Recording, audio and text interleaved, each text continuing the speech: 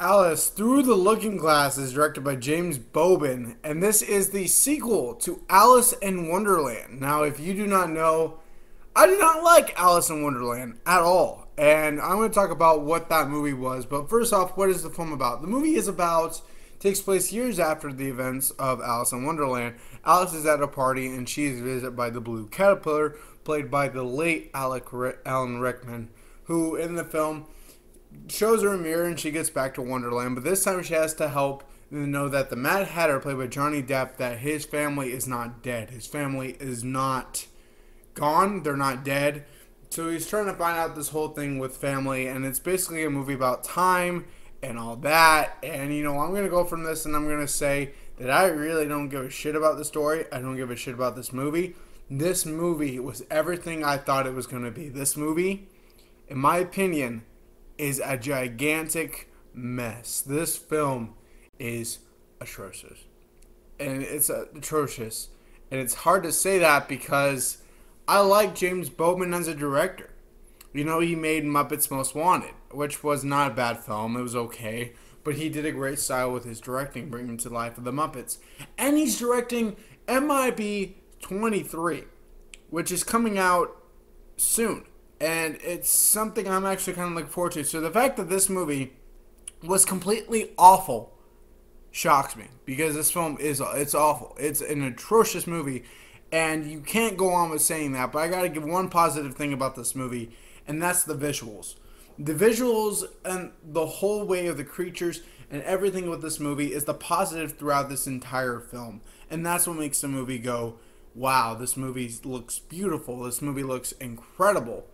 But you can't accept the fact that Alice Through the Looking Glass is even worse than what the original was. And the original made $1 billion at the box office. Now, I did not like the original movie at all. I thought it was honestly a mess. It was a big mess. And I wish I could have liked it because honestly, I really wanted to like that film. It looked incredible from the trailers. And the movie made a goddamn $1 billion. So why is this movie awful? Because they keep trying. It's been 6 years. And it's been 6 years since they have tried to make something. This is the worst film that they have made, that Disney has made, of any of the live action movies, because it's a failure. The performances do not work. I don't give a crap about Johnny Depp trying to find out about his parents in this film.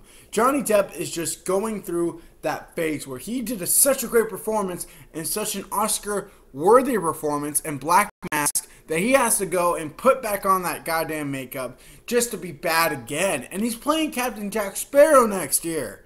The guy, when it comes to makeup, he can't do it. This just proves another fact. I didn't even give a crap that Johnny Depp was trying to find his folks. I didn't give a crap about the Mad Hatter. Mia Wasikowska, or whatever, she felt very bland in this movie. She's a great upcoming actress. Honestly, she has a lot more better roles that she could do. The Time, played by Sacha Baron Cohen.